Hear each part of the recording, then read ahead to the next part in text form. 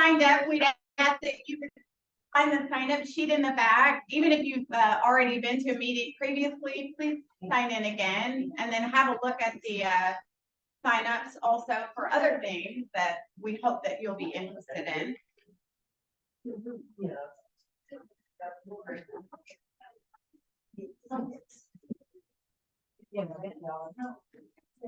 Did you get wet? Gloria.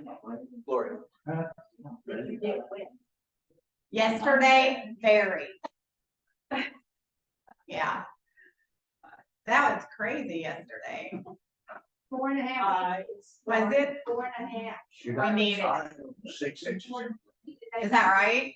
Was that including the day before? Do you think? No, I got 3 inches when I poured it out yesterday when I got home before the rain started. It was 5.5 in my rain gauge. Up on top of like a funnel. Yeah. And that thing's about that. So Wow. Well, I say 9 inches. They can't say 1.5. That's how. Your butt? I told you, it's a number straight, yeah. Big one. I had 6. I took a picture. Nobody goes.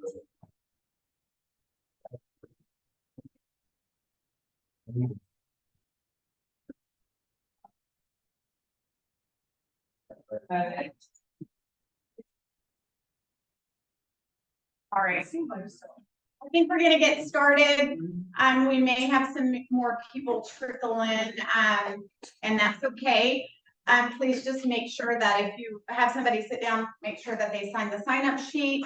I just wanted to start out by welcoming you. My name is Lori Vaughn, and I'm the HOA board president. Scott Stillman is here, Matt Logman, Barbara Gaines, Raul Freed, and Janet Mullen.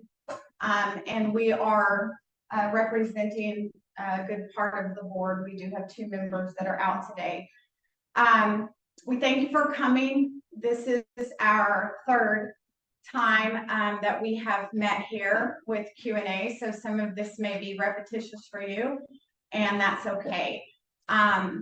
I think it's better we go ahead and make sure that all questions are answered, whether or not they've been discussed or not. So we welcome your questions. I would like to remind you that we're volunteers.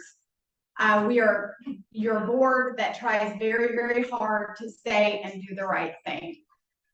We are not professional parliamentarians, and we are not many of us are not experienced professional board people.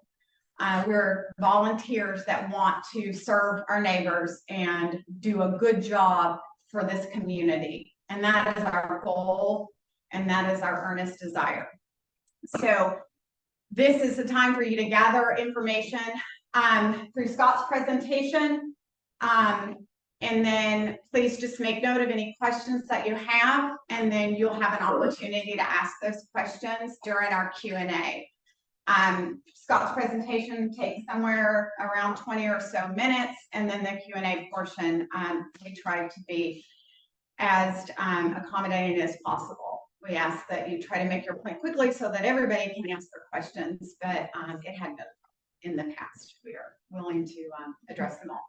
We are on Zoom. That has been instituted also, as well as a Google Drive. These things have gone out numerous times. These pages have been available in 2 places, both here and in the back, since we began. This tells you that we have a Google Drive. All of our records have been uploaded there, as well as Zoom forms in the back that remind you that we have a Zoom link. And so both of those are available, as well as Joy has sent them out multiple times. So I'd like to go ahead and invite Scott up to begin his presentation. And then what we'll do is allow him time. Please, no interruptions during the presentation. Save your questions, and then we'll get to you at the end, okay? Thank you. So we're going to do it a little bit differently than we did last time, because the microphones only last a little while. And so the videos that are on the Google Drive, I've listened to them, and it sounds wonderful when I'm just talking, but then the Q&A, we're going to hook up the microphones so that the people on Zoom can see what's going on. So let me get the presentation up.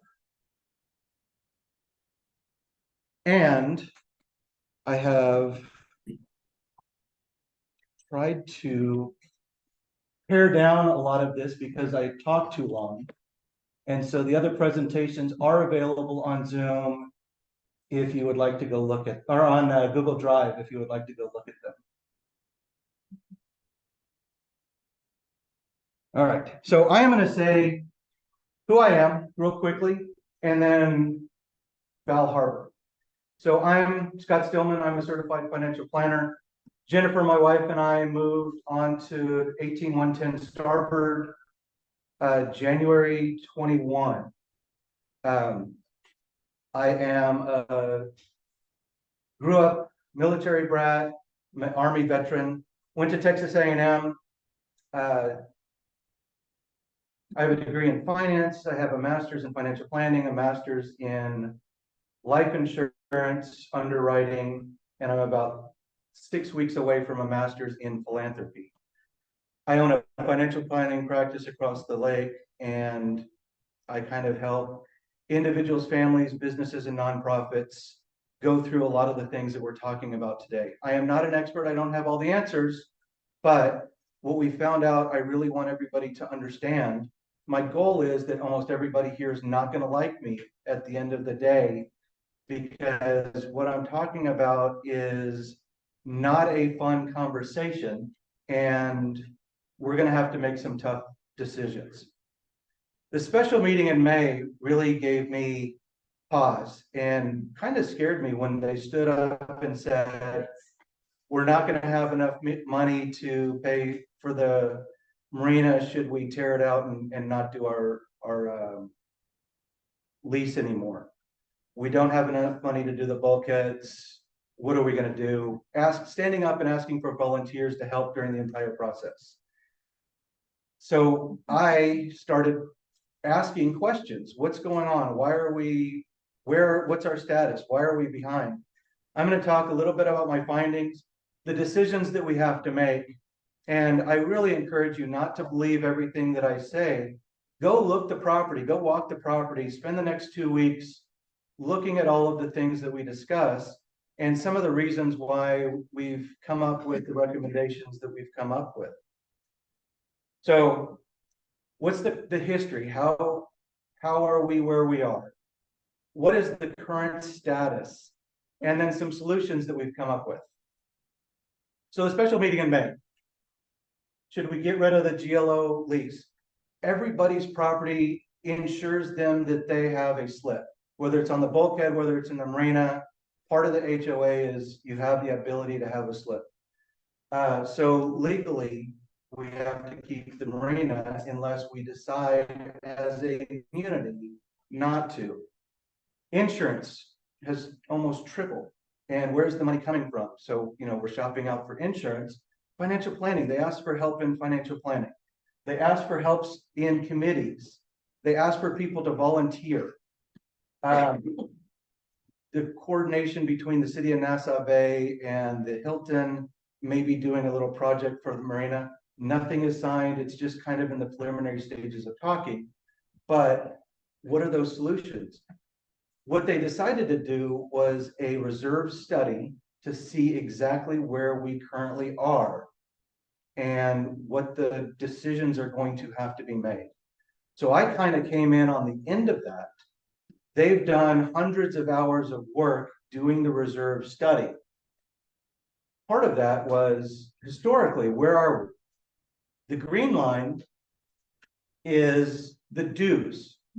And if you look at the bylaws and you read the way that it's supposed to do, we could have raised more money than we did, but this is what they raised for the dues.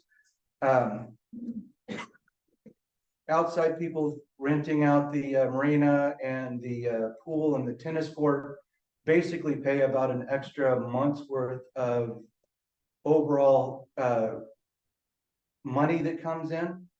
But that's part of this green line. The red line is the expenses. Now, some of these things, and I'm going to say roofs a lot, but the roofs have to be done. Insurance requires the roofs to be done at a minimum every 20 years. If you don't do the roofs on 20-year cycle, you're either uninsured or underinsured. And homeowners would absolutely freak out if all of a sudden they weren't able to get insurance because the roofs weren't done.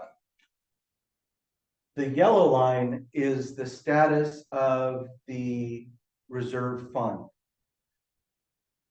We're hoping to finish the year close to $400,000. That's not, we're gonna go down to $400,000. We're gonna come back up to about $350,000, $400,000. Keep that in mind.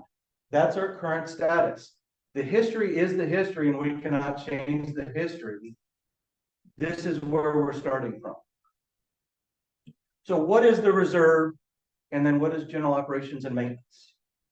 Now, the reserve is a very exciting topic. And so if you can't contain yourself, I understand, but please just try and pay attention, because this is really the important part of the presentation. The reserves has two reasons to exist. One is bad things happen. We have Harvey and Uri and Nicholas that are very expensive. This is not us, but if you've lived in this community any length of time, you saw the fire. You've heard about the fire. You've walked by the fire. You've driven by the fire. They were very under reserved, and they're going to have to come out of pocket somewhere between $35,000 and $40,000 to finish the construction. So it's your rainy day fund. The more important part of the reserve is to repair things in the HOA, not repair, sorry, to replace things in the HOA that have to be replaced on a regular basis. The roofs have to be replaced. The bulkheads wear out and they have to be replaced on a regular basis. Separate parts of the marina have to be replaced on a separate basis. The siding has to be replaced on a separate basis.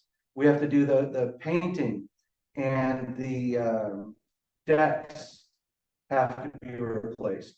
So the reserve is building up money to pay for those things that are going to happen. So what is a reserve study? Industry standard is you do a reserve study every 3 to 5 years. As far as I can tell, amateurs didn't know. We didn't know what we didn't know. We've now done a reserve study.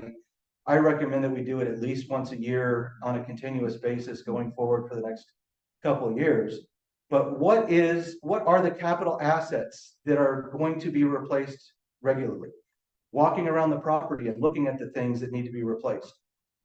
Do we have fences that have to be replaced? Do we have roofs that have to be replaced? We have bulkhead, we have siding, we have decks, we have the promenade that has to be replaced. We have the marina, the bulkhead, the retaining walls. I got it that time. How long should they last? And where in that cycle are they? We expect them to last 40 years. They probably have 20 years left on them. We expect it to last 7 years. The topping on the tennis courts generally has to be done about every 7 years. They've had a lot of wear happen that, or they're lasting really good. We probably could be extending that, but that's part of the reserve study. And then what is the current replacement cost? That's the standard. So here are the things that we're talking about. These look really good. This was just done this year. This was just done last month. The pool looks really good. The Windermere looks pretty nice. These roofs we're going to talk about here in a second were just done last year. This section of bulkhead looks like it's in pretty decent shape. This is probably in the middle of its life. This part of the tennis court probably needs to be redone in the next couple of years. Not just resurfaced, but that's going to have to be reconcreted. This roof has to be done next year. This bulkhead probably should have been done 5 or 6 years ago. This part of the marina looks really bad, but it's not it's not at the end of its life. It could be pushed a little bit longer. So when you do that and you add up all of those things and you figure out where in their life cycle they are, this is the graph that we get. So here's the roofs that I was talking about that we did 2015, 2016 that are going to have to be done. That's $1.25 million in 2036 that we need to plan for. That's long-term planning. Short-term planning is we have roofs and siding that needs to be done, work on the bulkhead that really needs to be done. But that's about $550,000 that should be done next year. The year after, we have about $750,000 worth of capital improvements that need to be done. So that's step one in the reserve study. Where are they in their life cycle and how much do they cost? Step two in the reserve study is a formula. How old is it? How long should it last? And what's the current replacement value? If we look at those roofs that I was talking about that were just done last year on Starboard, they're 1 year old. Their lifetime income is, or lifetime is about 20 years. We've got 1/20th of the current replacement cost for those roofs. That says a year ago, before we did them, they should have cost, or we should have had a reserve of $112,500. This year, since they were just done, the reserve for those section of roofs, it's called a tranche, a section that's done together to create efficiencies, is $56.25. So if we do that calculation with all of the roofs and all of the siding and all of the painting and all of the tennis courts and the pools and the marina and the bulkhead and the walkways and the retaining walls, we get a number that's $4 million. Step three in the reserve study is, where do you stand? Industry standard says you're in good standing if you're at 70 to 100% of that. Almost all of the coastal states have mandated that HOAs move toward 100%. Florida says you will get to 100% in this amount of time. Texas does not have that law. They have not written it, but they've talked about it several times in the legislature. After Harvey, it was brought up, and it's been brought up every year. It's not going to take another storm and another collapse like they had in Florida before Texas decides that that's where they should go. And we need to plan for that. 30% is considered weak. So I've told you the numbers. You take what we hope to end the year at, 350 to 400,000, divided by where the reserve should be, we're right at about 10% in our reserves. Why are we having this conversation? Why do we have to make tough decisions? What are the consequences of being below 10%? FHA has their own rules, but if they determine that you're below 10%, you can't get first-time home buyers to buy your house. Banks can require that the HOA improve if they decide you're below that number before you'll refinance or you can get a HELOC loan. Deferring replacement of capital items can cause uninsurability or lower insurability, reduced insurability. And then if something bad happens, you have to pay for it. So there's the consequences of something bad happening. So general maintenance and operations. General maintenance and operations, the board members have gone through all of the aspects of the budget, and there are probably efficiencies that we could do, but everything looks really well run in the general operations and maintenance.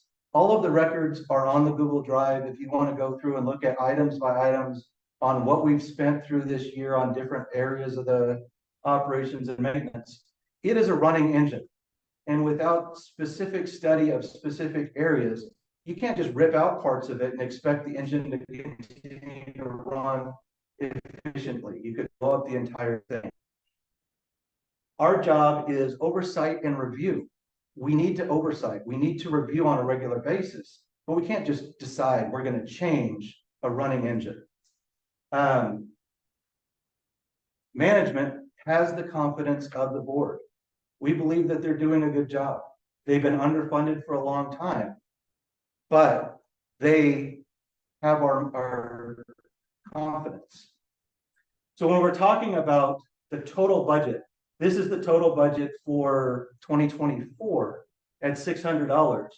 What we're really talking about is capital replacement and reserve. This, it would be very hard to change in the short term. Over a couple of years, over a year doing study, there probably could be some efficiencies that are built in there. But we don't know that this needs to be changed until we dig deep into it. And we think that they've been doing a pretty good job. Short term, communication. I don't like not knowing. And the Google Drive is designed so that we can get records to people that when they're asking for it. If we're legally allowed to give it, we're going to try and put it on Google Drive as soon as it's available. Policies, forms, budgets, meeting notes, recordings. This is going to be on Google Drive tomorrow, just like the other two are up there on the Google Drive already. We'd like to have a subcommittee of homeowners that's going to help us do that. The website needs updating for the HOA. Somebody brought up a portal where you can upload requests for maintenance and upload architectural requests. And OCRing the CCNRs basically says, we don't like looking at a scanned image. We want somebody that knows computers that can transfer that image into a PDF that we can search so that it's a document that says, I want to know citing. And you can put in citing and it'll bring up all of the articles in the citing. Right now, you have to read through 60, 70 pages worth of stuff in order to try and find what you're looking for. Increased maintenance fee to $600. We had talked about special assessments. We had talked about $750.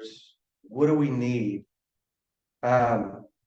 Special assessments are specific towards specific items. And the problem is you're seeing it on Facebook, the division of people that live on the canal versus people that don't live on the canal, people that have bulkheads versus people that don't have bulkheads. If we have a special assessment to fix things, why am I paying for your bulkhead? If I have a special assessment for the marina, well, I have a bulkhead. Why am I paying for your marina? And we're a community. And so we decided with a bunch of communication with other people in the community that it would be best for everybody if we did a raise in the fee as opposed to a special assessment. But the $600 is really needed to cover the shortfall in capital improvement items that need to be done in the next 2 years and building up our capital reserves to a point where one emergency is not going to force us to borrow money or to have a special assessment because we're underfunded. So here are the options. Ballot went out. You can vote no on everything and say, I don't want any raise. And the board can decide that we're going to just do what's in the CNRs. We've decided that we really want to force to put money into the reserves to build that back up. But as we go through and we look at what is $550 worth of capital improvements are about $426,000 below the $550 that we really need. $600 is right at that $550 and still building a little bit into reserves for these things that really need to be addressed in the next year or two. Long-term solutions. A reserve analysis subcommittee. Somebody that's going to go around and look at all of the things that are in that reserve study. Did we miss something? Is there something that we are required to replace that we just didn't address? We're amateurs. There are hundreds of hours worth of reserve study going on in that whole presentation, but is the scope complete? Reviewing each of the areas. The tennis court, it really should be replaced, but could we maybe let it go a year or two? That's the problem that happened with the bulkheads over the last couple of years. But looking at part of the bulkhead, it's scheduled to be replaced, but it might last another couple of years. Should we push it back? Systematically looking at the marina, the walkway, the roofs, the decks, all of the things that front porches, you know, all of the things that are recovered by that are covered by the HOA. Should we hire a professional? You know, we've talked about it. There are professionals that come and do that, and we would like some feedback as to whether that's something that we should do. O&M review. As I've said, it would be really difficult to change anything in the operations and maintenance on the short term. Long term, there are probably some really good efficiencies. There are a lot of contracts in there that have to be fulfilled. There's a lot of stuff that goes on. But if we have volunteers that will help us review those things and bring recommendations to the board for oversight, we can really have the help that says, this is really going efficiently and this is not.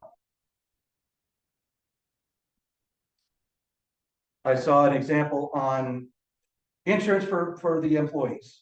That might save a couple $1,000s a year.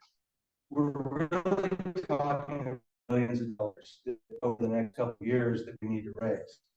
And so there are efficiencies that we could cut, but what we're really talking about is the big picture. In the long term, that makes a huge difference. In the short term, not so much. Document review. Every board that I've ever been on has a document review committee that goes through and systematically goes through all of the things in the documents, in the CC&Rs and the policies, in the governing documents, and reviews them. Are they legal? Should they be updated? Are they in compliance? And bringing recommendations to bring to the board, to bring to the members. Should we have the lawyers rewrite this section of it because the laws have changed? Or we don't like that this is part of our deal and we want people to live in a happy community. This is our community. If we have a policy that we all want, it needs to be enforced. If we have a policy that needs to change, we need to change it. And a policy review committee does that. The movers, matter out of place.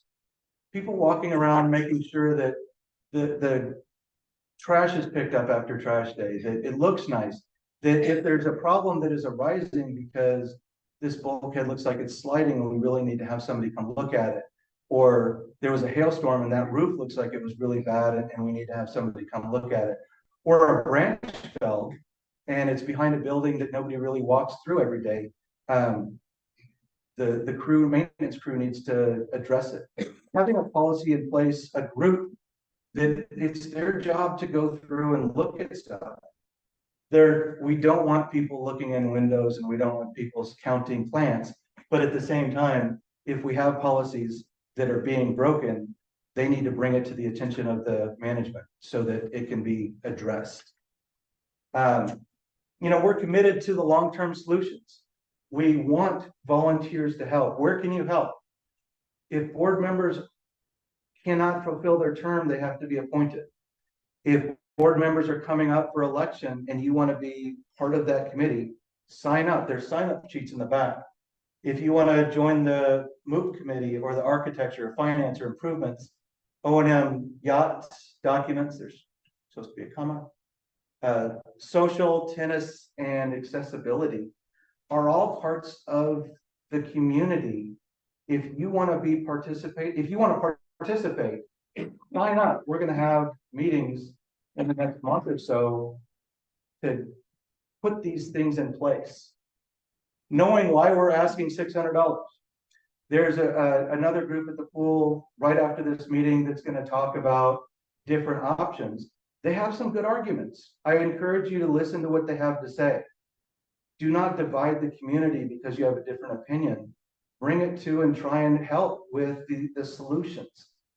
If you don't like these options, vote no. If you like them, vote yes. Are you ready to?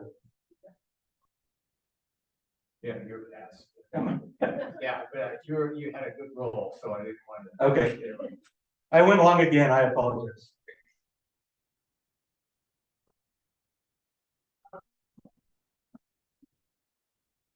This chart is not supposed to be, we tried to keep it simple, but it was, the question came up about if we don't get your approval on the increase in assessment, which I really encourage you to give that serious consideration because we need it. We need the $600 a month. The question came up, how do we calculate what we're allowed to do? All the presentations you've seen and what we work with, it uses a number of 463. That number was based on what could have been done last year, quite honestly. It was October of 2022. It is not this year's calculation. The calculation calls for us in the CNRs. You take $175. You have to use the numerator being the amount of the index that is, the index from the current year, which right now, we don't have October yet for 24, where it won't come out until November, about the 14th, 15th, it comes out in the middle of November. The October was 662. That's what's used here for last year.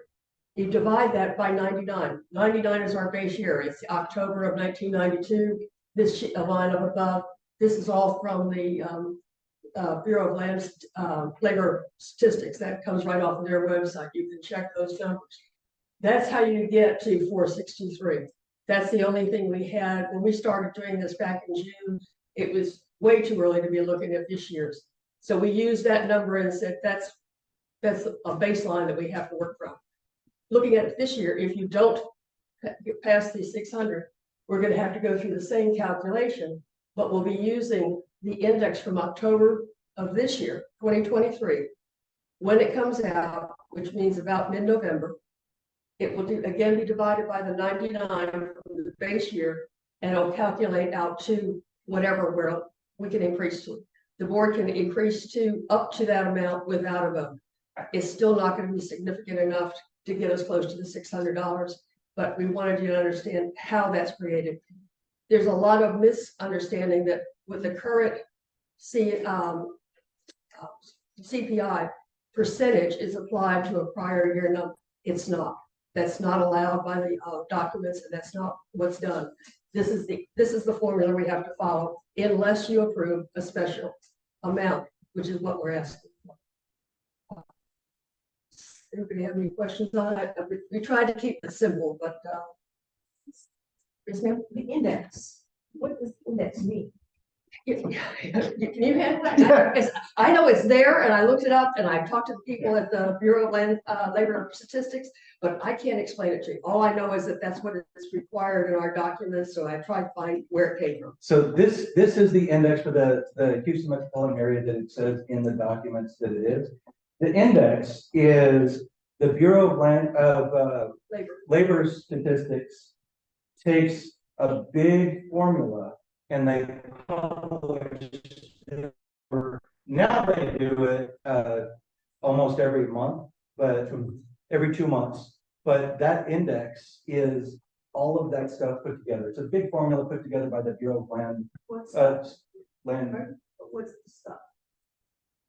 Like The cost of living in your general area. So like when you talk about the inflation rate for the nation, Okay. that's the inflation rate is based on this index month to month for the entire nation.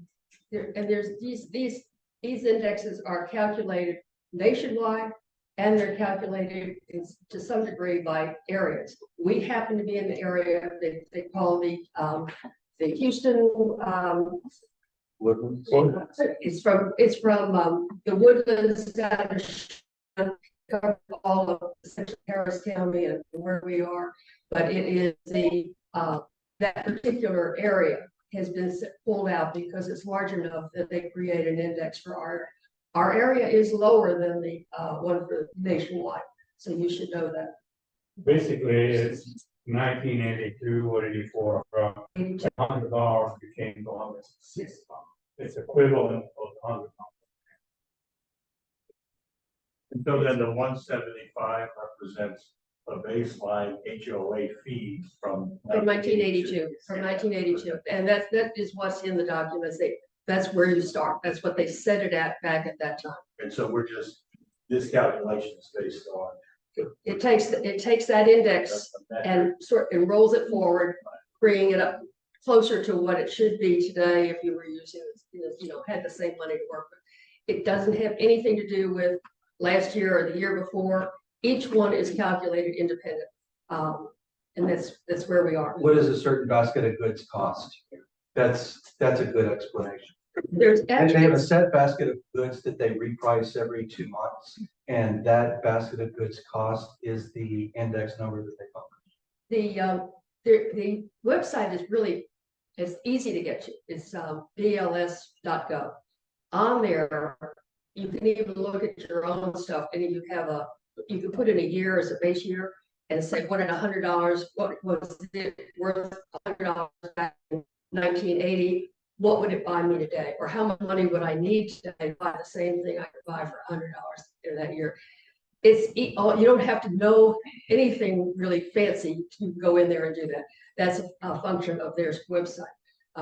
This does come from the website, and I think that is kind of a convoluted series up there, but those numbers, and I've got them, can give them to anybody, that will get you to our particular area, and you can go in there and look at the years that they have. So on the Google Drive, this will be up tomorrow, but that number right there is if you go to the BLS website and type in that number, that'll get you to the exact. It's a shortcut to get to the Houston one, if you have Very it. helpful. Yes, ma'am. So what if the index goes down? If the index goes down, the calculation would go down. You don't. The board has the choice of either leaving it where it is or reducing it. But if the index, I calculated over the since 1982, I went back and looked at what the index was. There was a couple of years when it actually did go down, and it changed about $1, $2. That was as much as it has, and that's since 1982. Yes, sir. Well, I disagree with you a little bit there. I've read and reread the bylaw. What I read in it was that based on the consumer price index increase the month of October. And that of the previous year.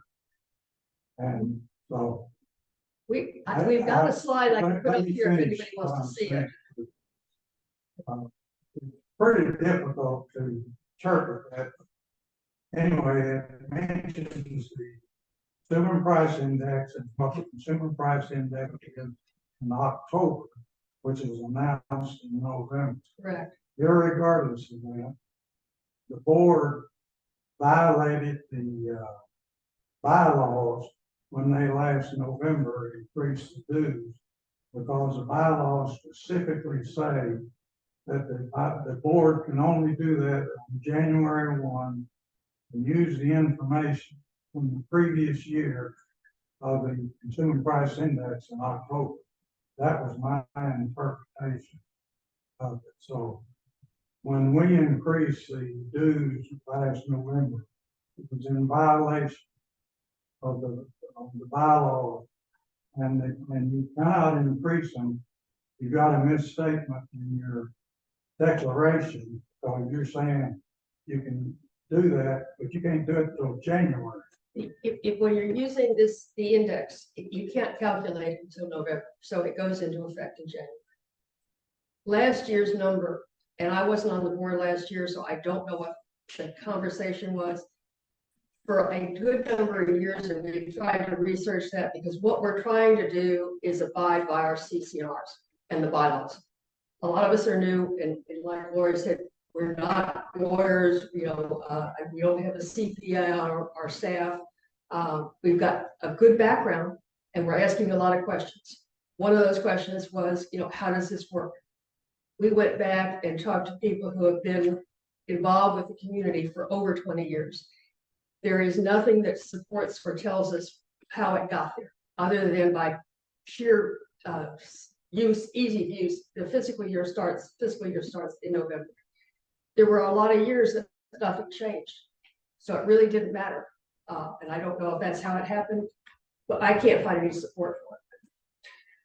So the way that it reads, the way that I understand it, is January of 22, this calculation was done. I'm sorry, January of 23, this calculation was done for the year of 23. So if we did the exact same thing in 22, they would have been using the calculation from 9 months ago, not recalculating as of today. So they did not violate the rules. What they did is every January, this calculation is done based on the previous year. They didn't enact the raise for 9 months after that calculation was done. I disagree with you. You did violate the bylaws because the bylaws specifically say you can't do it. It has to be done on January. No. Wait, let me finish. It has to be done on January 1. That's what the bylaws say. You did it in November. So, no. Let me finish what I'm saying. So you did it in November, and that's a violation of the bylaws. Now, that's done.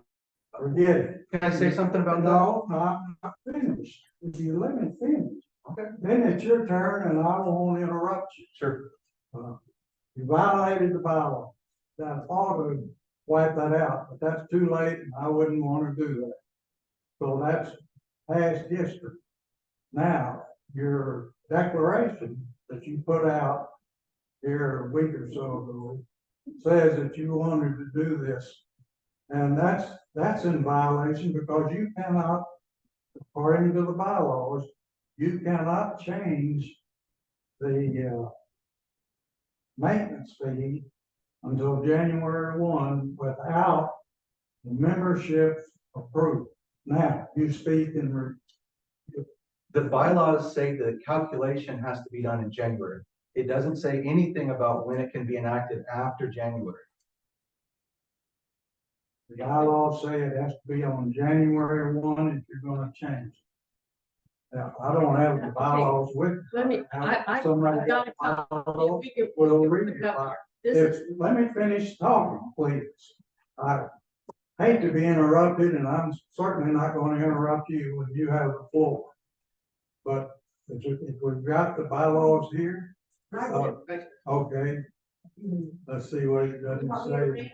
no, it's up here on the screen. I don't know if you can read it from the back, but that is up there on the screen. It's on the screen, you don't need to read it.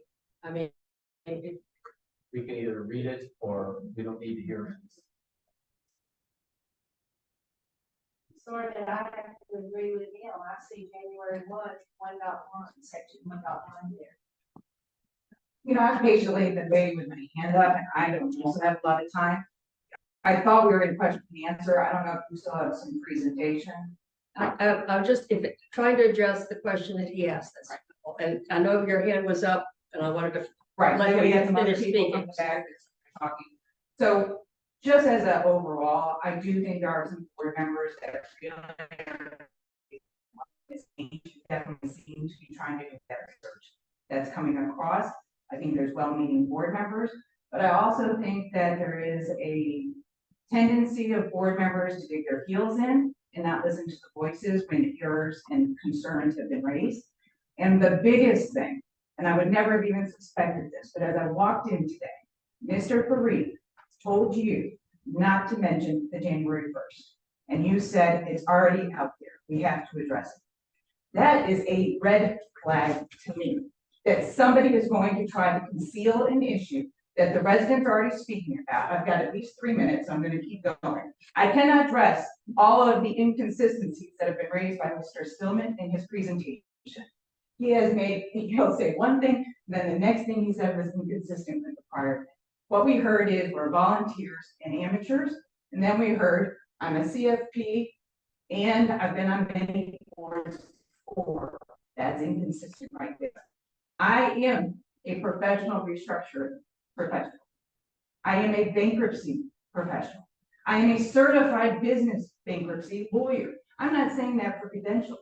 I have served on many boards. I have never told anybody to say, oh, I'm just a volunteer. I served on city council. I never said, oh, I'm sorry, citizens, I'm just a volunteer. Many of these people here have their primary investment in their home. We bought long-term. We're here as a retirement house. We have a very nice unit. We probably paid at the highest end of what some people here pay. So we have at least 600,000 in our unit. We came in at 345, and it goes to 600, 75% increase in 4 years. We can afford it. That's not the issue here. The issue to me is the notice that went out. It triggered me immediately. I was traveling. I heard that the values are going to go up if maintenance fees go up. That's completely nonsensical for anybody who knows real estate. Like, that's just common sense. If the maintenance fee goes up, you're going to depreciate the sale values of the units.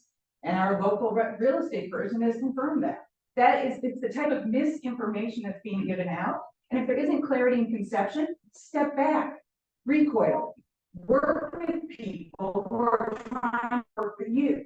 You've said that you want to be open and transparent. Well, I'm only getting go pound sand. We don't have to give you those records. You're not entitled to that. Our lawyer said we don't have to give you that. That's not transparency. And if you want the neighborhood to help, if you have people in the neighborhood who are CPAs, who manage billion-dollar companies, who are lawyers, don't work against them, work with them. When people raise concerns about the ballot, we're going to go forward anyway, because we can. It shows a lack of courtesy, a lack of respect. Some of these owners are going to have to consider whether they put their unit up for sale if you go to 600. Maybe not any of you on the board, but there are people in this neighborhood that have reached out to me. And I know, and the board knows why I haven't been involved in the board or volunteering before, because I was in litigation with one of the board members, and it would have been inappropriate for me to get involved, and I would have blurred some lines and raised some really potential ethical issues. And that was a red flag for me as well when I got the notice. So when I have multiple red flags, it makes me worried. It makes me worried, like, what are in the documents that they don't want us to see? Now, it just may be, people's tendency to not want to be told what to do or not to get criticism. Everything I've been trying to do has been to be constructive, to try to give information. And you have now seen on the various Facebook pages, more people raising concerns. To go forward with this vote, I think is a disservice to the community without stepping back and coming up with a proposed plan. Everything Mr. Stillman said about the things we want to do later are things that should have been done before the increase was proposed. And I'll make one comment and one question. Will the board commit to having board meeting agendas that actually put the community on notice the issues you're discussing? There is nothing in an agenda that tells me you're going to raise fees, that you're doing reserve studies, that you're doing any of these types of things that I can then say, oh, I need to come out to this meeting and hear what's going on. The only specifics are if there's going to be some type of maintenance issue at somebody's home that needs approval. That's the only thing that we know specifically. The agendas are boilerplate, and you can't tell me that we would all have had any notice of any of this based on an agenda. The whole purpose of the law changing to require agendas, to require notice, was so that homeowners would be on notice of the issues. And I know that because I actively worked to get that legislation passed. And with all of those comments, I'd like an answer to whether we can have a more committed board to real transparency, not just speech about transparency. Wonderful lady.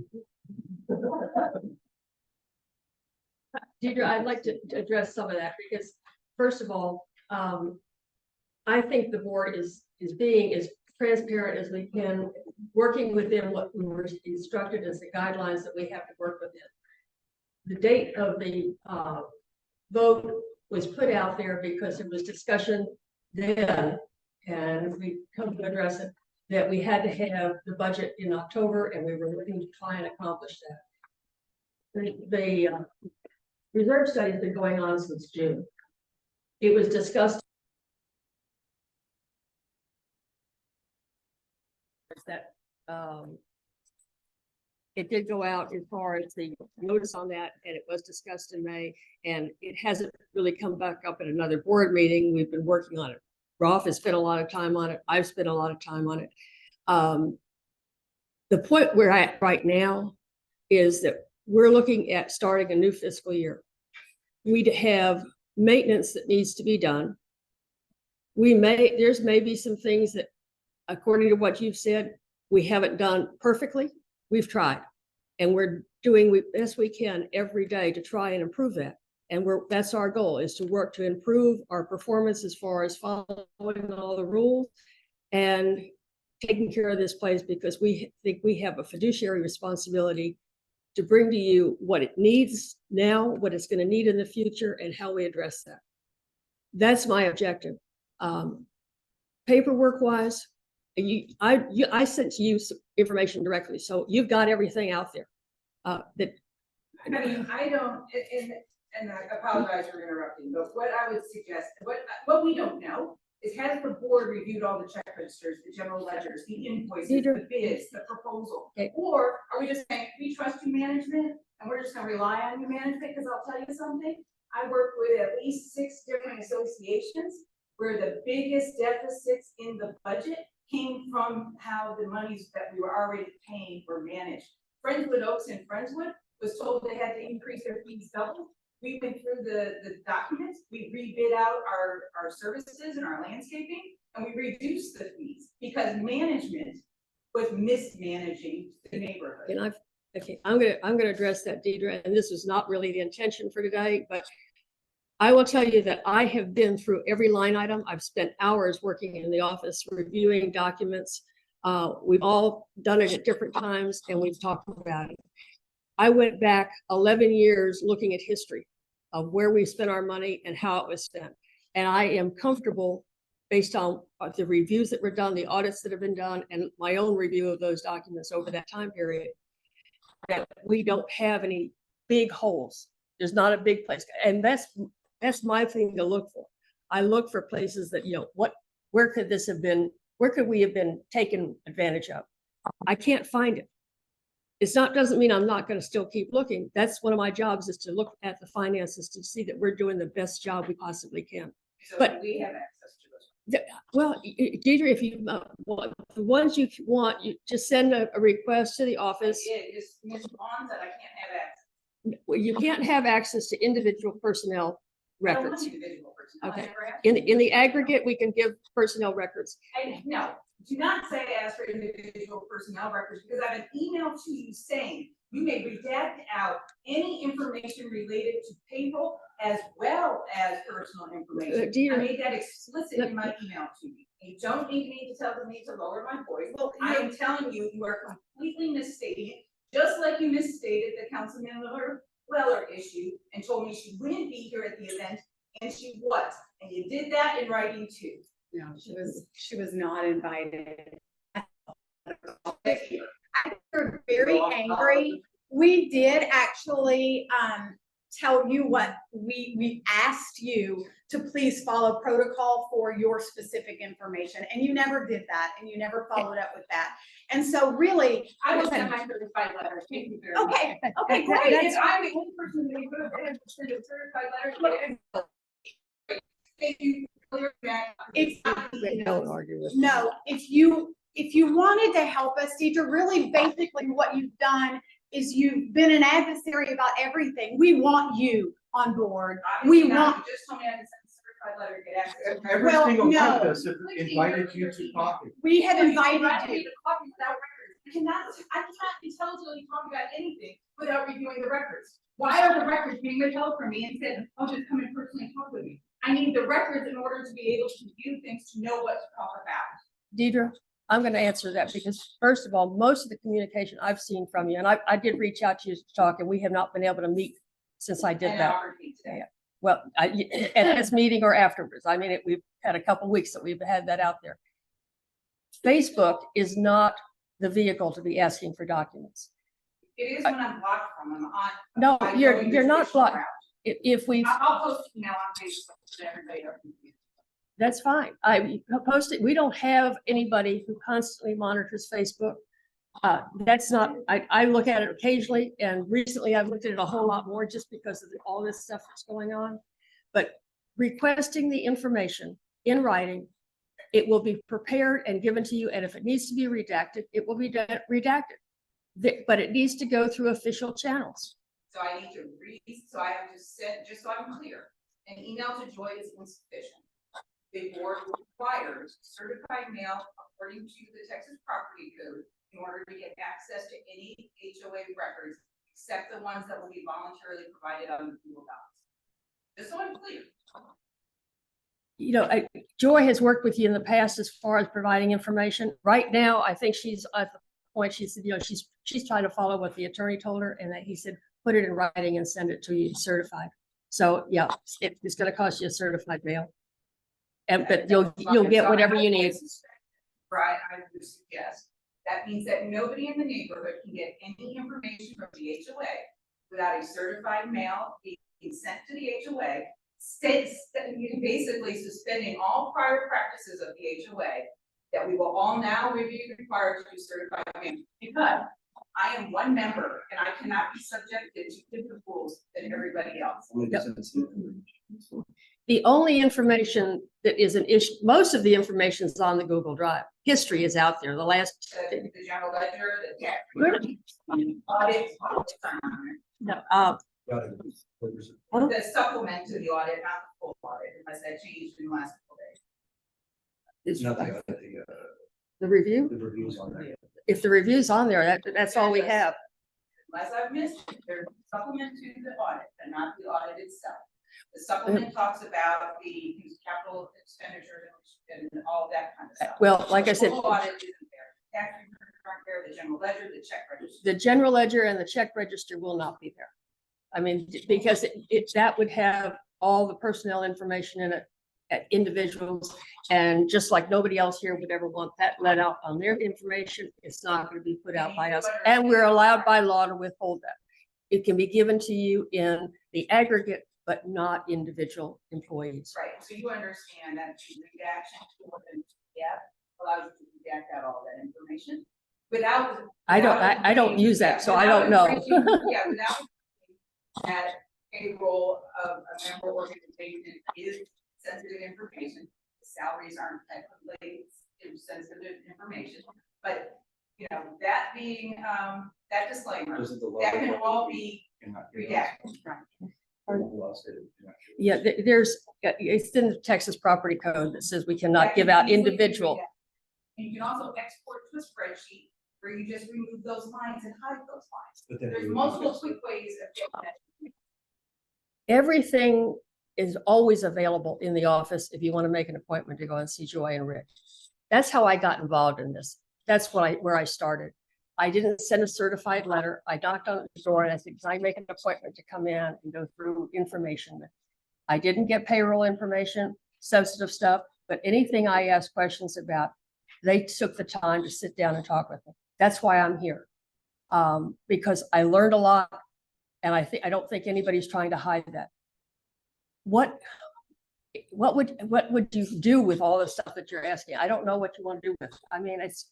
What would I do? Is our neighborhood needs 570,000 minimum next year. Absolutely. What would I do with it? I would try to see how O&M is currently being managed, how our 500,000 is being used. You know, we spent over 500,000 just on labor alone for an association of 273 homes. Typically, management is based on a percentage of your revenues when you have management of the complexes. That's contract labor as well. Yeah, I understand these premises, okay? I've taken the CFP class, that's more of consumer based. I handle business bankruptcies and certified in that realm. But what I'll tell you is normally the management of apartment complexes You can get somebody who manages your construction as well as your admin. That's based on a percentage of your revenues. And that percentage can change depending. And I've worked with many of those types of managers. And I've asked them whether or not that percentage is still whole, and they do. I've got old contracts from when I managed apartment buildings in Bankruptcy. I mean, these are all things that are standard things that you look at when you're estimating and trying to figure out how can we best spend the limited funds we have for the greatest good of the greatest number. And that's the real thing here. And then the reserves and the special assessments or the capital improvements, our documents anticipate capital expenditures to be special assessments if they're needed, not maintenance fees. They do. I've already cited, quoted them. If you have capital expenditures that are needed. You can. It doesn't require it. It No, it does contemplates. not. And I agree, it does not require it, but it certainly contemplates that you would use a special assessment. Why? Because of the fact that when you do an monthly maintenance fee increase, you decrease everybody's home by a certain value, whatever it is at the time of the market, whatever the FMV for that period of time is. So doing a special assessment, you mitigate that. And if the problem is, now the board said they spoke with people in the community and they came up with monthly fee for special assessment by speaking to these people in the community. You didn't speak with me. You didn't have it on an agenda for us to know like this was even a consideration so that we should come out to the meeting or make a decision to do so. So there's a lot of things that have transpired that are being done kind of like in a black room. And then we're being left with less than 30 days to try to figure out where and how we got here without having the foundational information to determine if it's right, which it may be, or if there's another path forward. That is my biggest concern, especially since a special assessment, if you do to some of the people that are on lower income, can be paid out over time. There's just so many more equitable ways of doing what is being discussed. If there is a dire need that is not being addressed with the current process that's being put forth, which there's been already a lot of concerns raised about the process. So and let me just stop talking, because I know I've said a lot here, but. My comment would be, if you don't agree with what we're asking for, you have to vote no. And we have to deal with the consequences. That's the only option we have at this point. But only for the short term, right? Because then there's the next year, the opportunity. Right. To Oh, visit. well, and Okay, so I just got back to town. I I'm understand. like reading all this, going, what the hell is happening? You were at the special meeting in May where they asked for volunteers for help and we weren't gonna have enough money to Yes, replace about the marina. and the bulkheads and I didn't realize this was all going to result in all of this. you were there and you said that it would be a great idea to do a reserve study to know exactly where we currently stand. Right, but then this just literally. That's the result of the reserve study is where Maybe do we we, heard that, maybe we just didn't see all of that. I don't know. it is a shock that it comes It back, is a shock. that it comes this quick, but at the same time, once you realize there's a problem, hiding the problem doesn't solve the problem. And you can see it's needed. You can see that. I mean, it's clear. It's obvious. It's very clear, but it's just, it's so shocking. I think that's what's so So hard for just everyone. to talk a little bit about reserve versus, or a special assessment versus the reserve. Special assessment, in our community, we're already getting emails from certain people. Why do I have to pay for other people's bulkhead? I don't live on the bulkhead. Why do I have to pay for the marina? I live on the bulkhead. Why should I pay for people that don't live on the bulkhead as part of the marina? Why should I pay for people's roofs? I've got a new roof. I don't play tennis, why should I be able to test? But I don't. But that's the It's whole community.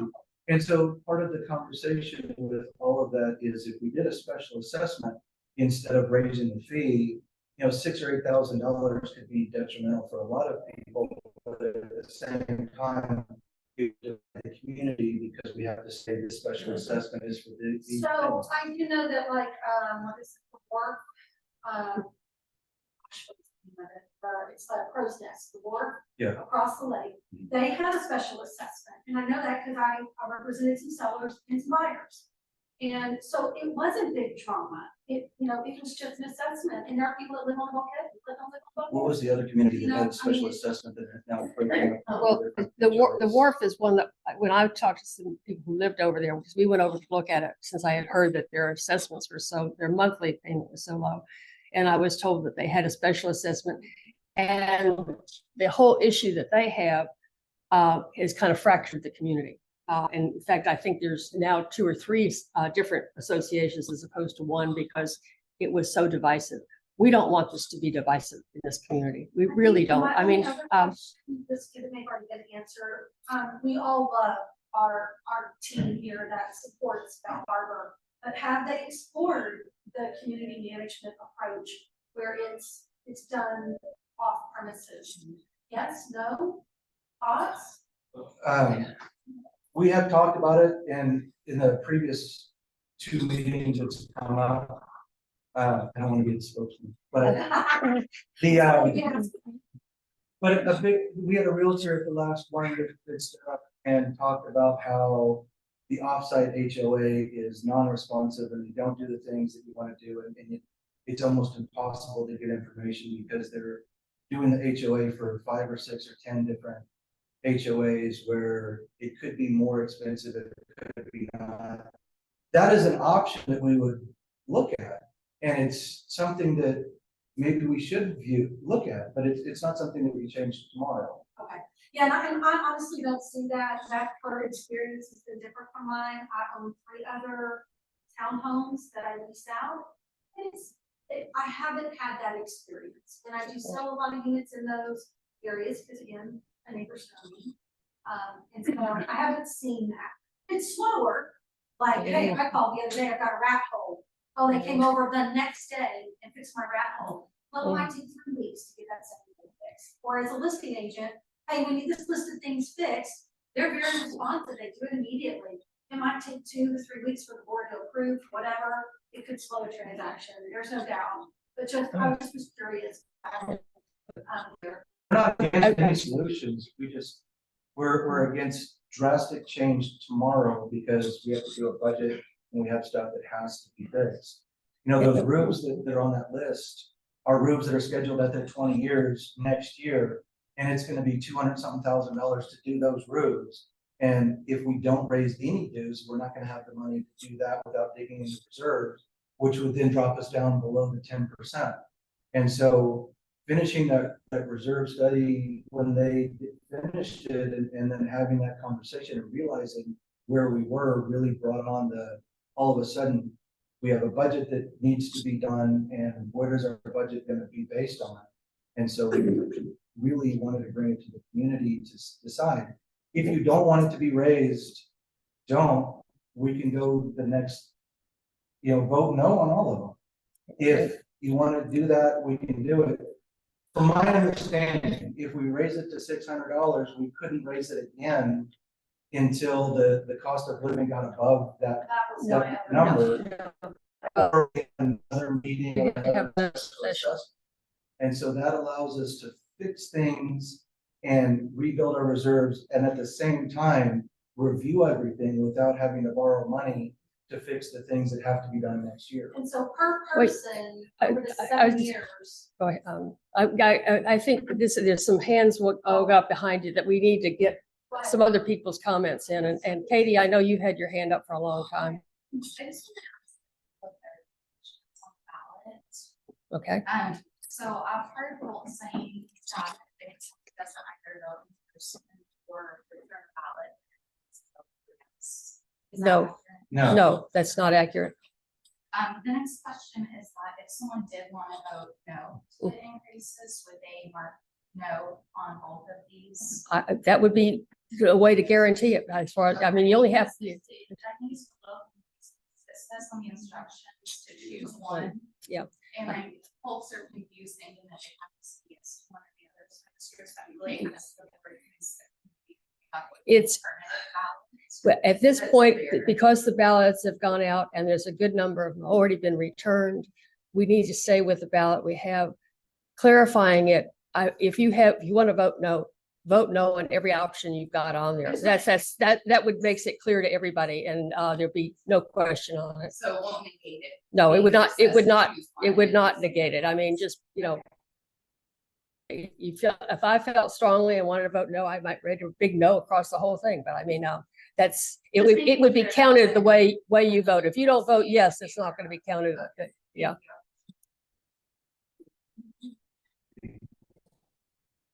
Is it? The ballots that are going out, are they just the proxy and the absentees or the?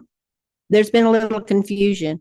The ones that we've been sent in the mail, I've only gotten the proxies and the absentees. The actual ballot that's going to be used by people who are here. Actually, I talked with the absentee ballot and the proxy ballots are out. If you just, when you come to the meeting, if you want to use that, you're not going to come to the meeting, you use one of those. When you come to the meeting, you will check in. If you have submitted an absentee ballot or a proxy, you have a choice to either withdraw that and take a paper ballot at that meeting, or you can leave it stand. But if you vote by, one of the other things that if it was to come up, and I don't expect it, but if you vote by proxy or Yeah, I don't tend to. I tend to be at the meeting so I'll get a paper ballot when I attend the meeting. Okay. That was my question. Okay. And I just wanted to volunteer my services, since we're speaking of volunteering, to help tabulate that count. I think we got to be really careful that people who have already voted absentee, proxies are not voting. It could be they don't know they're voting 2 or 3 times. So I'll be glad to be a representative in that count.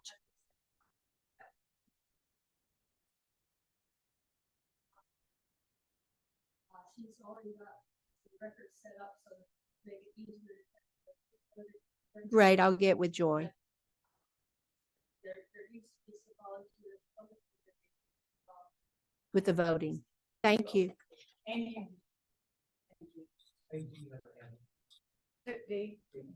Yeah, you keep talking about the bulkheads and the marina.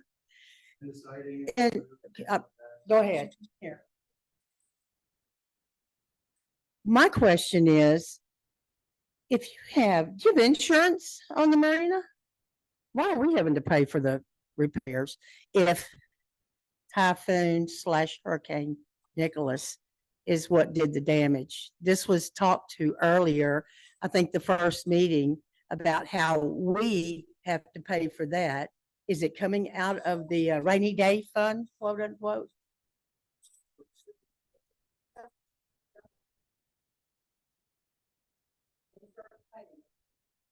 There was an insurance claim that was paid, but it was very small because the marina at that time was underinsured.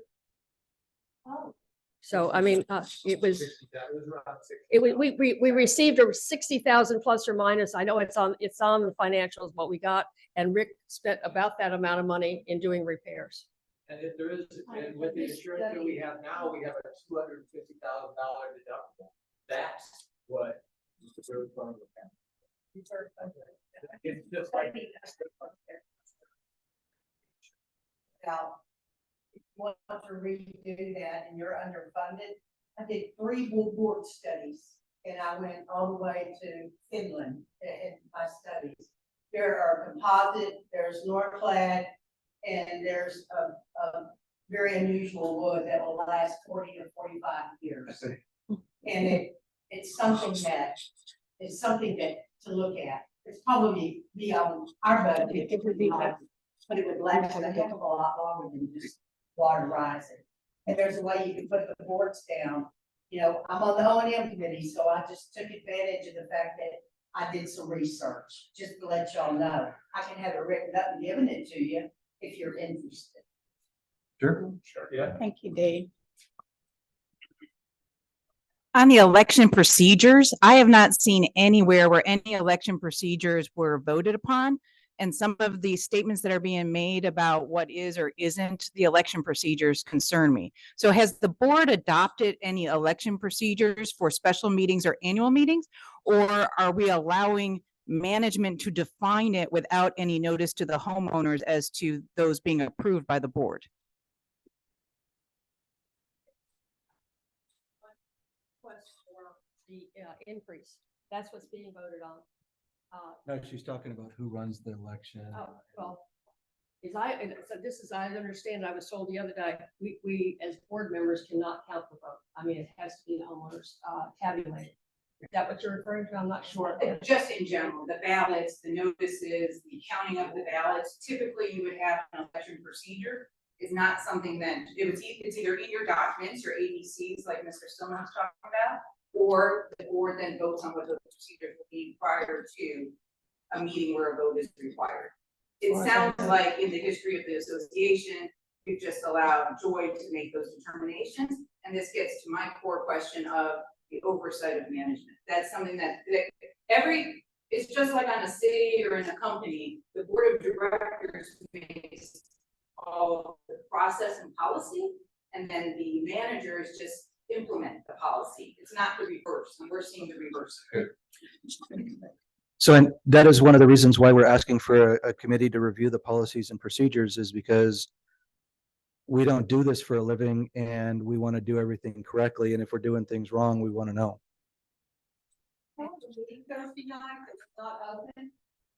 No, we had a finance committee gathering to talk about finances.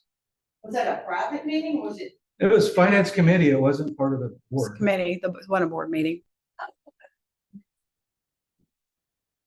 I don't need it. I'll talk loud enough. It's for the people on Zoom. Yeah, it's for the computer. Okay. The Jack Thomas, 18204 Starboard Drive. I think the board has seen enough that there's a conflict on this vote, and because the declaration that the board put out had a mistake on it and or a misrepresentation on the what the board could do without members' approval, you can cancel that, and I think you should cancel it. Even though you receive votes, you can void those votes, and I think because of the things brought up here, you need to reevaluate how we vote on this. I certainly agree with the board that we need more money. A board of directors' primary job is to create income, to manage expenses, and to keep your customers or your members happy. I think you're trying to correct the first one, but I think you failed on the next two. But anyway, I think you ought, because of the mistake on the declaration, cancel this vote, reconsider, and come back out with another plan to increase our income. And I think you ought to make it in steps. You could increase it November 1, you could increase it January 1, increase it every quarter gradually until you get up to your $600. That would make the membership able to schedule their budgets.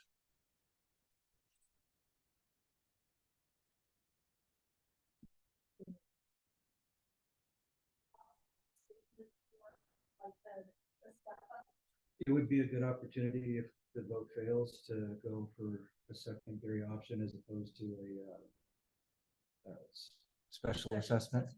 And so like, I just kind of did quick math, but the calculations up to the 7 years, which we need to get to that point, is like $14,000. Do you see like the assessment being? I'm sorry, say that again? I'm sorry. The calculation, the difference between the dues now and the dues there, what you're projecting. 600? Oh, the 600. Yeah, it's like 2,500 a year times 7 years, because y'all said it takes 7 years to get there. That's about 14. Is it am I calculating wrong? I'm sorry, just everybody, I can't hear her. Please just explain what you were saying. Okay, so the difference between our dues now which is the 430 and the 600, okay? Oh, okay. Times 12, times 7 is 14,000. Is that what you think our assessment would kind of be? No, you don't think so? It would be less, be more?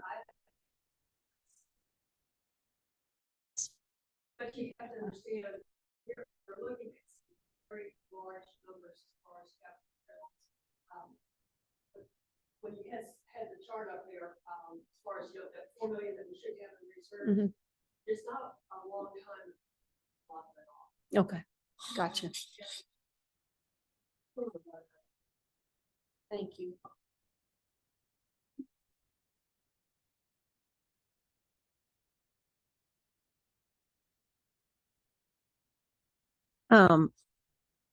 My issue is this, why it came so fast. I was at the May monthly annual meeting.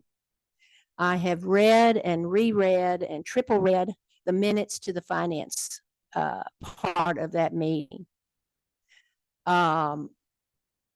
We as homeowners depend on that meeting telling us what state, it's kind of like the State of the Union for the country. And when I read and reread and reread, it talks about a replacement fund, which I guess is the same as the reserves. It talks about a contingency fund, which I've never understood the difference of that. We were told that 100,000 is a contingency fund goal, and we were at 103. So we look great on that. The replacement fund was mentioned as being in good standing. This came out of this floored me. I was feeling so good about Bal Harbour as I have, and I'm going to say it again, 35 years. And there's some people that don't like me saying that, but I have a history here. And I've lived in 2 townhomes. I've been extremely happy here. I've been retired for 22 years. I live now on Social Security, which does change as you get a 9% on one year and a 3% this year. Guess what? They don't let us stay at the 9 like the fees can. We, in 2024, Social Security is going to be about 3%. And we all got used to the 9% this year. But what I hear on fees, no, we just keep them the same, even if the inflation drops. That isn't true on our income. So that's why many of us are distressed that we are a senior community. We have, my ex-husband was on the board. So I personally have not been on the board, but believe me, when your spouse is on the board, you're on the board. We all know that. So it seems to me there's been a lot of mismatching. Why, if you all had an inkling in May that there was a problem, it should have been mentioned in the minutes of the May meeting. And this is the annual meeting. Were you at that meeting, Scott? Okay. Okay. But do you agree? You agree with what do you agree that, I'll ask him this question. Do you agree that the presentation of what was made that night, along with the minutes to that meeting, did not lead us to believe we had an issue with the replacement funds? Thank you, Lord. So in the May meeting, my understanding was they called a special meeting to talk about finances, and the explanation or the result of that special meeting was we need to do a reserve study. And the result of the reserve study was, where do we currently stand? Back in May, they didn't know that they were in trouble. They didn't realize that all of this deferred maintenance had to be done. And they didn't realize that that amount of roofing had to be done.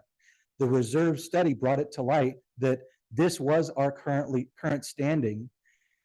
And if you don't know until just ignoring it doesn't make it go away. Yeah, sure. That is my understanding, and that's what I Okay. I hate to state this again, but I worked for Southwestern Bell 27 years. I was the capital budget manager for many years for the Houston area. We had to give presentations to our sixth level manager every time we wanted to increase the budget. If we at Bell Harbor did not see that we had all these roofs to replace over the next few years and we were happy with 297, what is wrong with that picture? You do have to look forward when you are a board. I don't care if it's a reserve study or what the name of it is, but you can't build budgets for coming years and expect to just have the status quo. You have to look at what's going to need to be replaced down the road when you're building your I had to, in the capital budget, we knew which central offices needed jobs. And that was all part of our projection forward. I'm going to say the word, and I think Deidre said it too.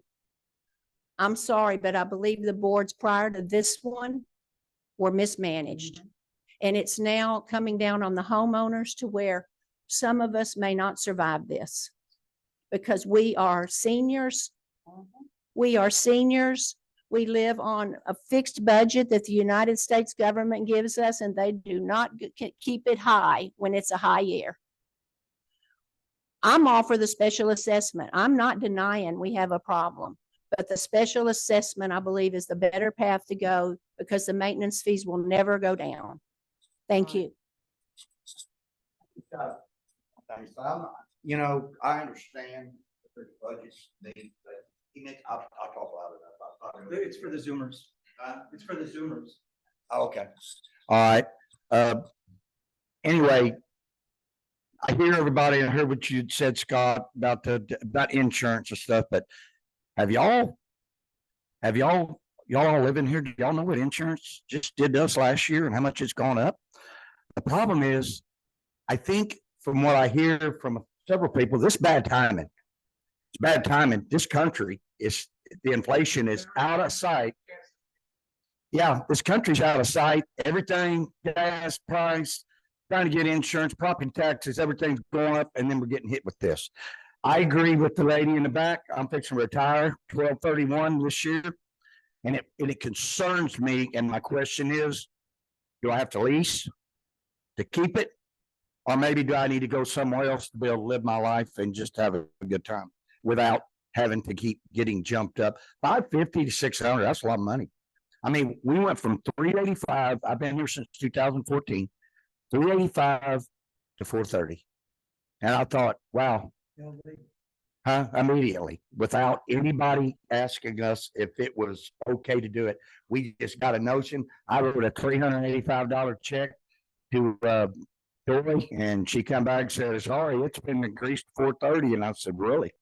Didn't really know about it. But here, I went in and sent it to her. But anyway, that's what I feel. I think it's bad timing. I hope everybody understands that. And that's just what I feel about it. I just wanted to say, we do realize that timing is not good, but I also think that you need to realize that in May, when we did have several meetings and we were elected into this board, we immediately started to take action, and it's no surprise that inflation is where it's at. We all live and we grocery shop and we buy things, and we may want home improvements that we can't afford anymore because of the cost. And so you're right, it snuck up on all of us, but deferring things, if you have a car that you don't actually maintain, is the car going to fix itself? It's not. And so that's kind of the bad position that we're in, is that nothing is going to repair itself unless we take action now. It breaks my heart every time. I hope you realize that when I hear someone that can't afford to live in their home, that breaks my heart. But I can't fix that. We're trying to fix what we can. That's all I've got to say about it. Here you go. My name is Jim Gaines. We live on Sandy Cove. What Lori just said, and seeing the car engine up there reminds me of an old Amalie oil commercial. The guy said, you can pay me now or you can pay me more later. We're in the pay me more later place now. I think all of us agree with that. And I hear some direction at its board Is it the message or is it the messenger that really upsets us? Our message is that we need to keep our 40-year-old property maintained. We all want that. The M&O part of our budget, which is $1,127,000. The items in there are things, most of them, we say, well, we just cut them 20%. Well, we can't cut our insurance 20%. That'd be nice, but we don't have an option. We can cut our labor 20%. We fire some guys, cut their pay. If my boss cuts my pay, I'm probably going to be looking for another job. So reducing that $1,127,000 is, we got 10 years of history. It takes that much to keep the lights on, the telephones on, the maintenance, cut the grass. So I don't see if we save 10% there, we're going to really make any difference. The question is on replacing our 40-year-old equipment and services, or the things that are getting old. And it takes money to do that. We've got reserves that we've not paid attention to.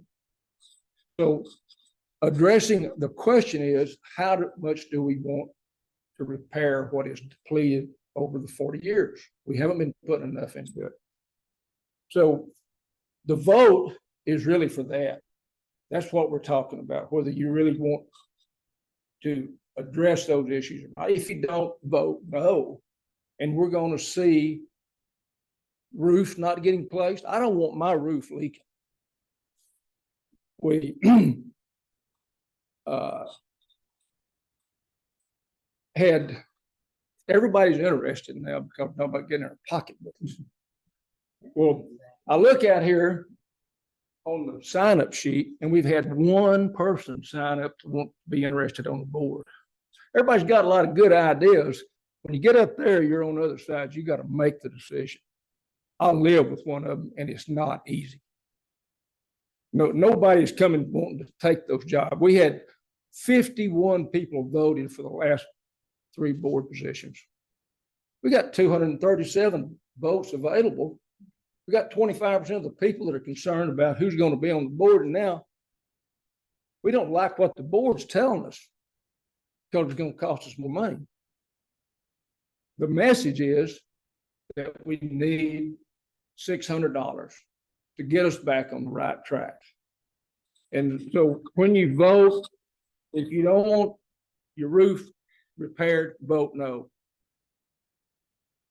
And if you want to change on the board, it's easy to sign up. And you get to serve. You get to be on the other side of these questions and see how easy it is. Thanks. Thank you. Sorry. I'm sorry, he's had to listen to me a lot lately. That's okay. Getting my exercise.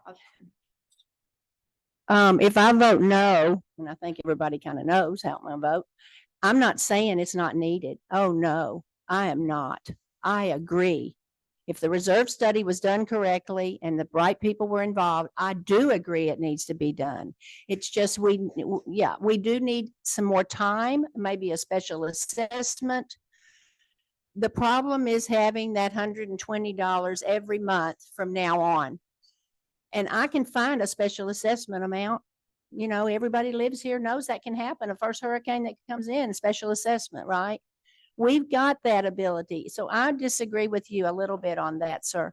When I vote no, it's not that I'm saying I don't want my roof replaced. Everybody's heard me at the other 2 meetings. That's my number one thing is my roof replacement. But what I'm voting on is this is not the right way to do it. And that's more or less, please don't misunderstand what no votes mean in this case. Thank you. Personally, I think there's advantages and disadvantages to all the options. I think special assessment's a great option. I don't think it actually gets to where we're trying to go ultimately, which is to build our reserves so that in the future, we're at a place where we are financially secure. And I think that's a point that can be overlooked and missed. And so personally, I say absolutely again, and I think I'm just repeating it over, and that is, if it's a no, it's a no. We're proposing it as a vote. If it doesn't work for you, vote no. If you want a special assessment, that may be where we have to come. And so it's your choice. You have a choice to say no. We're telling you why we think it should be a yes. Does anybody else have anything? Janice? From the sounds of things, it doesn't sound like this is going to pass. What I want to know is all these people, the sleeping giant has awakened. Will these same people come and help? Because I've come to board meetings sometime where there's 2 homeowners. We need to get our neighbors and our community involved in this. I said to Raouf when I talked to him one day, let's start with everybody donating 1 plank out there on the marina. Something that's simple. I mean, we have to start somewhere. And we need to have more meetings like this where we get together, maybe everybody could bring a little refreshment and we problem solve. How can we as a community volunteer to do some of these things that need to be done? And I equate this to us going out for Beautification Day. The city of Nassau Bay was kind to donate all the flowers and include us. And I'm sure in the future, they'll do it again. And there was a group of us that went out there and we worked really hard and it looked very nice. It still looks very nice considering all the sweltering heat. But I think it's time for everybody to get involved. And these people, as far as I'm concerned, these people were not around through the problems we're seeing. And so as a community, we need to solve this, not put it just on them. They've spent a lot of hours working on it. I really, truly don't think it's going to pass. So where do we go from here? After the 28th of September, where do we go? We need to be involved. We need to do things. I volunteer a lot for the city. And I welcome y'all to also come to the city council meetings for Nassau Bay to learn what we do as a city. And then maybe it will give you some more ideas because it's given me great ideas of what we could do as a community. And so I think everybody, you know, no matter how you vote, we need to think, where are we going? If we can show up this Saturday morning and we could show up Wednesday night and we could show up Monday night and we'll probably be back next Wednesday, then when are we going to meet again to start the problem solving? That's what I'd like to know. And I'd like to get more people involved. Thank you. Thank you so much. Thank you so much. 2 things. There are sign-up sheets. We're starting those committees. We're going to have group meetings to talk about those things. And we really want group involvement to solve the problems. Future boards, going back and looking, or I'm sorry, past boards, going back and looking at the past boards, I honestly believe that they were doing the best that they could, and I don't blame them for the bad situation that we're in. They didn't know what they didn't know until the reserve study really brought it to light. People, this decision is not a fun and easy conversation.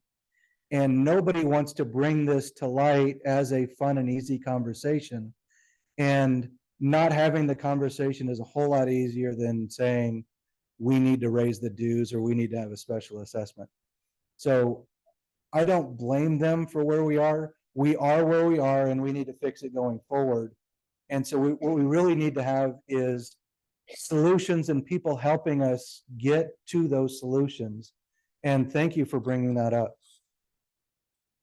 There's sign-up sheets in the back. Yeah. There's one more thing I'd like to say about committees. You know, I was a teacher for 30-something years and I coached. I felt like when I retired, I was taken from being locked in chains.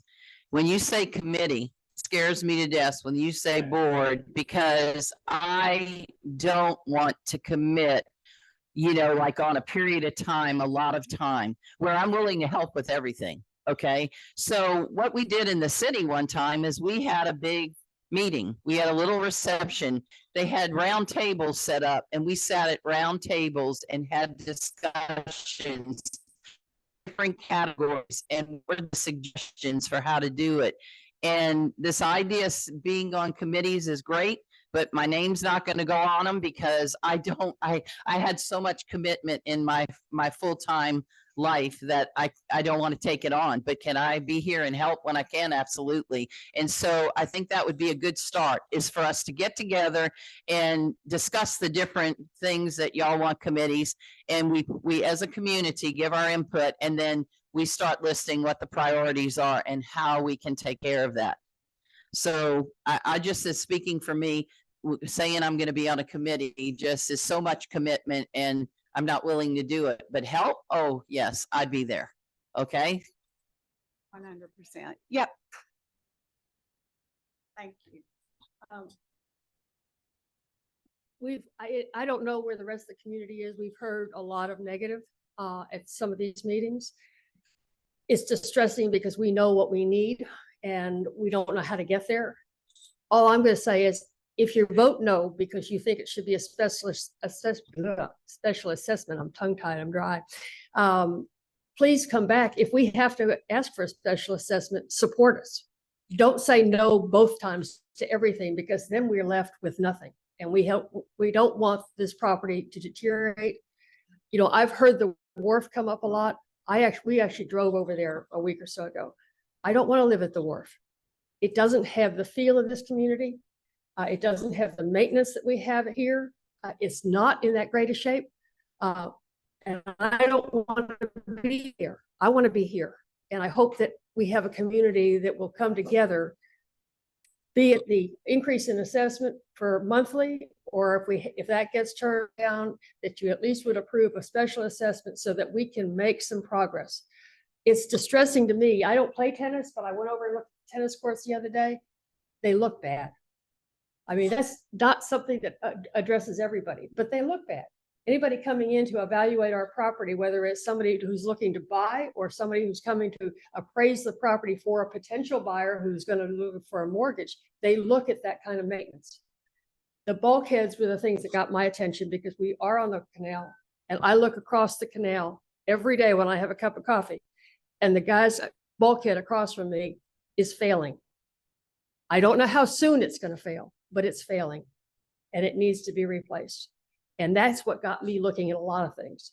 And just knowing that, you know, stay involved, but, you know, support us somehow, whether it's the monthly assessment or a special assessment, but we need the money to come in. And Scott's idea of committees, I mean, we need all the help we can get on evaluating if there's a way we can save money and do things better. But none of it's going to happen if the pocketbook is empty. And we're getting close to that.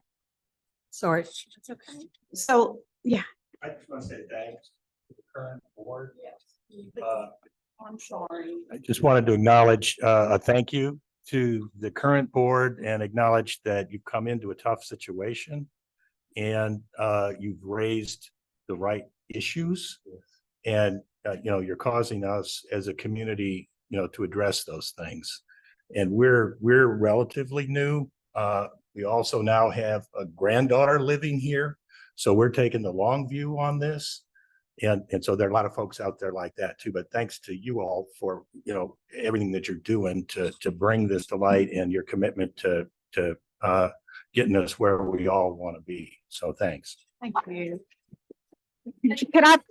I'd like to thank you so much. I'd like to make a mention of a couple of things and address, Terry, you had posted this morning on Facebook regarding a devaluation of our properties. I think you suggested maybe 15,000 devaluation if we instituted $600 additional. I'd like to ask the question, because you are a real estate professional, what do you think the effect to our values would be if we didn't do anything and we had a bulkhead fail? If people came in and looked at properties such as the pool, the tennis courts, the marina, they walked our bulkheads. I will never move to another community like this or anything else that has amenities like we have and not look, very closely. It was a hard lesson learned, but I do ask you sincerely, tell me, what do you think it would affect? How would it affect our values then? It's funny, you've been sitting here, that's why I wanted to be here today, because I wanted to really listen, because I feel like I'm behind. So it's like listening to all this, so it would devalue your property, 15,000 approximately at that, just the average priced home, okay? 15,000, but the assessment, it might not be 15,000, but it could, I mean, it could be, okay? So that's 15,000. So you lose it on your property value if we do the HOA fee. You lose it if you pay the assessment, and you would lose it if we did nothing. You would still lose probably 15,000 no matter how you slice it. You're still going to look at a loss. You see what I'm saying? You see what that's just sitting here today. That was kind of the full picture, is that you're going to, it's like you said, this is from years past and it has to be made up. And sadly, I feel bad for people that just moved here. This is not their problem from 10 years ago. We've lived here since 2006. So it probably is our problem, but not their problem. It's really, that's the tough pill to swallow. I feel bad for the new people that have no way of knowing that this was coming. So anyways, yeah, there's loss no matter how you look at it. So No. that is why I brought up, we have tough decisions to make. We are where we are, and this is the current situation. You know, Jennifer and I just moved here two and a half years ago. And what was the form that she said that we should have asked for the realtor last time about a occupancy? Who's a realtor that? Oh, she's got it. Hold on. Oh, your height. Resale certificate. So we didn't even know about a resale certificate, and the resale certificate that HOAs do for when you're buying property. You know, now that we know, this is really going to be our forever home unless something drastic happens.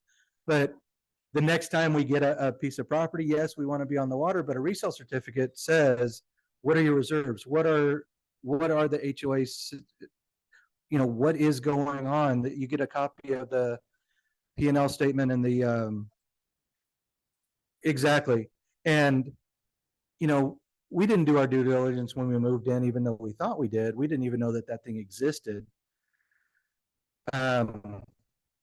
If we had known, we probably would have still moved here because it's an awesome place to live. One of the things that I cut out of the presentation because it was too long is when we first moved in, we stopped. We walked the community and people stopped and talked to us. People were nice. There was a little gnome garden hidden behind one of the bushes over on Sailboat that was just the cutest little thing. And you walk around and it is well maintained and it looks nice. It's the underlying foundation things that really need to be addressed. And you don't really know those unless you know to look for them. And where we are is where we are. We are going to have to make some tough decisions. And again, it's probably going to be a chunk of money no matter what decision we have to make and what is going to be the best for the community and for everybody to not just solve the short-term problems, but long-term to fix the situation that we're in the best way possible for everybody. And that's the decision that we're arguing about now is how do we solve it for everybody in the most equitable way that we possibly can without hurting the fewest amount of people that we possibly can. Just to let you know, the difference between a monthly increase and a special assessment. Special assessments can only be done for common property improvements and replacements. We can't do a special assessment like the year we have $1 million worth of roofs. We can't do a special assessment. That's in the documents. So like before, I know that part of theirs was for the party plan and room. So how did they work around there? it depends on what they're seeing or how they were written. This is not state law. This is how it's written in RCNRs. So RCNRs are very specific to that. Now, Rick is replacing, as he replaces wood, he finds rotten wood, he's replacing it with hardy board. That's one of the costs that we have that makes it higher than you might, more expensive to buy than a piece of wood, but it lasts longer. You can get it painted, it looks great. In fact, if you have enough of it on your house, you'll probably get a reduction in your insurance if they come out and do an inspection. So I know a couple of people that happened to, but keep in mind the special assessment, we can only go out the common area improvements and replacements. That's interesting. That's good things for people to know. There's so many facts. And that's why I really wanted to OCR the CCR, is to make it so that it's or you can read it, you can search through it. Right now, it's just a scanned copy that you have to read through 60 pages in order to find exactly what it is that you're looking for. If I could search special assessments, if I could search ground, if I could search what the rules are, it would make life a lot easier for everybody involved. Okay, I know that there's been a lot of talk about bulkheads failing and bulkheads. To me, an assessment, first of all, towards if that is a critical situation right now, an assessment that would go towards bulkheads. I know nothing about fixing bulkheads or anything and what it takes, but to me, since there's been so much talk about it, it seems like an assessment to go towards the bulkheads first would seem a way to start. The other thing is that, you know, we talked about pitching in and doing things. I'll give you an example. I was in the pool not too long ago. There's a lot of tile that could use some caulking. I would be willing to get in the pool. I used to be a lifeguard and manage a pool and all that kind of stuff. And I'd be willing to get in that pool, have the water lowered some, so that maybe one day I could go around and do some of that caulking. It's a Band-Aid. You know, it's not a total fix, it's a Band-Aid. But also the cracking that I'm seeing on the surface, like walking around the decking and everything. Give me some caulking to put in those cracks and everything. So that's the kind of thing I think where some people, if you're willing to do things, and I'm sure there's some guys here that have a lot more abilities than what I do, but those kind of things just to help out, you know, like I said, it's a Band-Aid. Eventually that tile might have to be replaced, but right now we can make it look better by putting some caulking around it, or putting some caulking on the surface of the decking out there to keep it from cracking further. I do this all the time on my driveway or around, you know, like where the curb is and everything.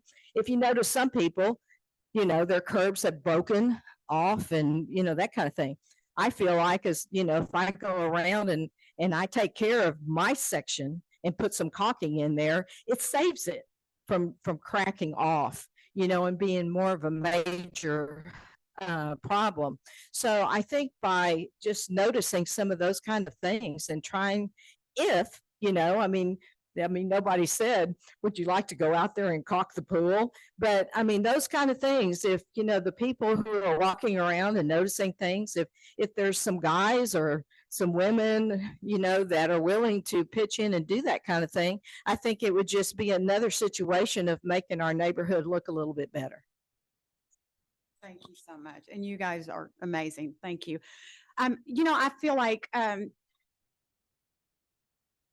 the division that all this has caused is upsetting, probably for all of us. And the fact that there's another group out there, in a way, is awesome, because we need that dialogue. And some people are very upset, and we need to talk these things out, and we need to get our questions answered. But I ask you, please, let's unify. You know, we can differ in opinion and still be unified in the cause. And so again, I wish Deidre hadn't left. I would love an opportunity to have a conversation with her that's not angry. I have reached out to her. I've genuinely tried, and I feel like she's got a lot of background and a lot of knowledge that could be very, very helpful to us. And I would just love to see us to come together, because no matter how this vote goes, no matter how it goes, we're still neighbors. We should still care about one another, listen to one another, look after one another. That's what makes Bal Harbour so unique. That's why we love it here. And so that's not going to change if it's on me. And I know every single board member that are here agree that that's what we want. And I believe that the board members before us wanted that too. And Joy and Rick, let me tell you, when I did the HOA comparison and I tried to call management companies on the phone, I would be transferred from one person to the next. Sometimes they didn't answer the phone at all. And it was a nightmare to get answers. Oh, I'm sorry, I don't know that question. I don't know that answer. I'll refer you out. Management companies are not always the best option, I'll assure you. Have you had that experience or no, Terry? Yeah, with management, professional management companies that run. Okay. Okay. Okay. Right. No, they're not. Well, we have a community also. You said you do. We've had 2 increases, and not only did the 20% increase hit, but we also got an assessment at the same time. That was 2 years in the 3 years that we own the unit. The assessment was $3,000 one time, and then the second time it was $1,800. And then it was 20%. It was 4 roofs. I own a Sec- condo outside of New Orleans in Old Metairie. And last year, because of the rise of insurance, I was assessed, it was like 1 month after it became mine, $6,000. This year I was assessed $8,000, and also that the maintenance fee went up. So this is not just Val Harbor. This is all over the place. It's probably going on in Florida too. Any place where we're waterfront community, it's going to be going on, or any condos in townhouses. But we were made aware a lot sooner about the problem that we had there and everything. And so, but it does happen. And since I'm paying assessments, I'm for assessments, but I understand what you're saying. We're limited on what it can go to, but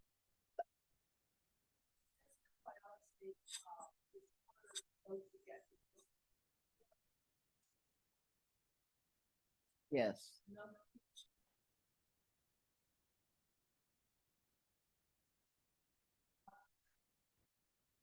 But if the people had a payment plan for the assessments, that would.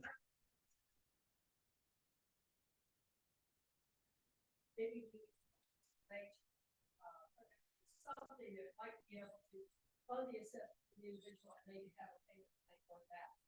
It does put us in a position that we probably have to understand, which is something that one of us and you know, that would be just the only way I think. How do you ever please enough people to get something done? That's scary. One of the problems, we can't even get them to the meetings or anything. And that's it. 50 votes is what it took when I came on, where there were 5 positions. Yeah. And it didn't really matter if you voted or not, because there were 5 positions open at 5 candidates. Right. So it's all the people, all the people that have been talking and everything like that, that ballot was empty. I was on it. Rauf was on it. Barbara was on it, and we didn't, you know, that ballot was there, you know, even, you know, like talking about things in the past. Where was everybody in the past? I don't know. You know, I mean, I know where I've been volunteering to do yard work around here and all that kind of stuff. I was asked to run for the board. I didn't want to run for the board. I was asked to run for the board. And then I was asked to run again because I don't want to be on the board, but somebody has to do it. And there's a lot of people who like to complain. And apparently according to the sign up, they don't want to do it. They just want to complain. They don't even want to help. Okay. That's, if it, you know, they don't have to be on the board, but they have to want to help. But they don't, but attacking our methods and everything like that. You know, I get that it's going to happen, but you know, it's where the proof is whether you're willing to get out on the mat. In other words, are you going to go? Are you ready to step up? Okay. That's all I had to say to anybody that complains. They can complain, they have the right to complain. But then, I was a 2-year board member at my previous. excellent. Congratulations. See you in May. See you in May.